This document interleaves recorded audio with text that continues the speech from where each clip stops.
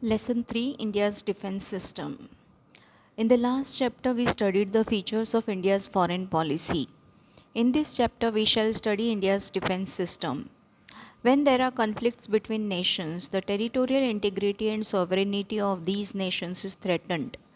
Sometimes the conflicts between nations are not resolved peacefully. They may even lead to a war. Therefore, it becomes very important to protect the unity and sovereignty, even the very existence of one's country. For this purpose, every nation has to maintain well equipped armed forces.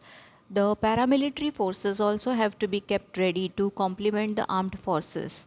It is imperative that the machinery that takes care of the country's defense must be modern and up to date. These measures constitute the national defense. The protection of a country is the responsibility of its government, and it is the responsibility of citizens to participate in it. If the defense system of a country is strong, it provides a conducive atmosphere for the development of the country. The nature of India's defense system. The Indian defense system includes the armed forces and other organizations related to defense. The Indian military consists of the Army, Navy, and Air Force. The headquarters of each of these three forces are in New Delhi. The President of India is the head of the Indian Armed Forces. He or she is the commander in chief of all the three forces, namely the Army, the Navy, and the Air Force. The Prime Minister decides the defense policy in consultation with the Cabinet. Since defense as a subject falls in the Union list, the Union government has the authority to take decisions regarding security issues. The Ministry of Defense of the Union government carries out all functions relating to the security of the nation. The head of this ministry is known as the Defense Minister. The Political Affairs Committee, Committee on National Security, and the National Security Council are three bodies that help the government in taking decisions about defense. Army. The main function of the army is to protect the land borders of India. The army consists of the infantry, artillery, armed corps, etc. The chief of army staff is known as General. Navy.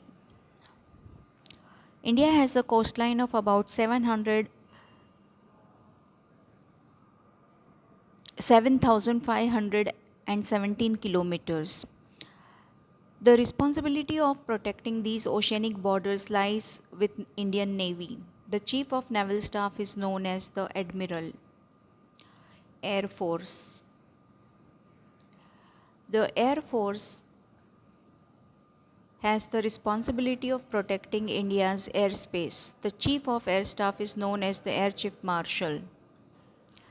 The chiefs of the three forces are appointed by the President. Training institutes. In order to strengthen and reinforce India's defense system, officers and soldiers are given training. This training helps to increase their level of confidence and efficiency. This training helps them to adopt defense related skills. Training helps to nurture an attitude of commitment, patriotism, and team spirit. Now, many opportunities are available for women too in the Indian Defense Services. There are several training institutes which train officers and soldiers. Some of the important training institutes are the National Defense Academy at Pune, Indian Military Academy at Dehradun, and the National Defense College at Delhi.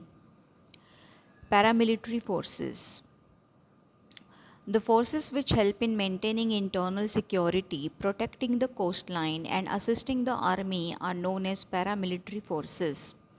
These include the Border Security Force, which is known as BSF, Coast Guard, Central Reserve Police Force, which is known as CRPF, Rapid Action Force, which is known as RAF, etc. The responsibility of the security of important places like railway stations, oil fields, and refineries, water reservoirs lies with paramilitary forces. They also participate in the management of natural or man-made disasters. During peacetime, the paramilitary forces also have the responsibility of protecting the international borders. The Border Security Force. The Border Security Force has to create a feeling of security among citizens in the border areas and prevent smuggling and patrol the borders. The Coast Guard. The Coast Guard has been set up to protect the Indian coasts. It carries out various tasks like providing security to the fishing activity within the Indian maritime borders, preventing smuggling on the sea routes. The Central Reserve Police Force. The Central Reserve Police Force helps the administration in different states in maintaining law and order. Whenever there is a threat to the nation due to bomb blast, strike, etc., the Rapid Action Force quickly moves in and brings normalcy to the lives of people. The National Cadet Corps. The National Cadet Corps has been instituted to imbibe discipline and motivation for military training among the students in the country. Boys and girls from schools and colleges can join this NCC. Home Guards. The Home Guards organization was raised in the pre-independence period. Citizens can join the Home Guards to assist in the defense of the nation. Any person in the age group of 18 to 50 years can join the Home Guards. The Home Guards have to execute several tasks.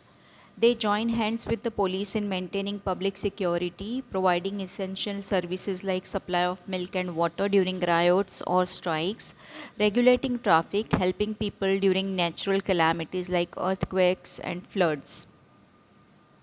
Citizens and defense. Air raids and missile attacks during wars can devastate entire cities. Transport routes, bridges, dams are destroyed. As a result, civic life is disrupted. At such times, citizens should not panic. In fact, they should not let such situations affect their morale because their morale and cooperation have a direct bearing on the might of the armed forces. Citizens can play a great role in national defense by supporting the forces. National security is our prime duty. Citizens can shoulder a great responsibility during emergencies if they have some training in civil defense and first aid. Citizens must have elementary information about what precautionary measures are needed during times of emergency. In such situations, small practices like black marketing, hoarding, and smuggling gain strength. There are instances of vandalism and thefts. Citizens must firmly stand up to them at such times. If they cooperate in this way, the security of the country can remain intact. The security of the nation is dependent on the courage and strength of armed forces and cooperation and support of citizens. Citizens must always bear this in mind. The challenges before India's security. In the post independence period, external forces tried to threaten India's security. There were instances of war between India and Pakistan in 1947, 48, 65, 71, and 98. In 1962, China had attacked India. Even today, there are many disputes between India and Pakistan. For example, Kashmir issue, water sharing dispute, the problem of infiltration, etc. The border dispute with China is a challenge to India's security. In spite of all this, India has always taken the lead in resolving her disputes with the neighboring countries through peaceful means. Today, the biggest challenge before India's security is terrorism, and our country has been trying to wipe out terrorism. India has been supporting the efforts at the international level to root out terrorism. There is linguistic, religious, and regional diversity in India, but we have preserved our unity within this diversity. We must protect and nurture this unity. As a citizen, it is our duty to ensure that while protecting our religious and regional identity, there will be no threat to the unity and integrity of the country.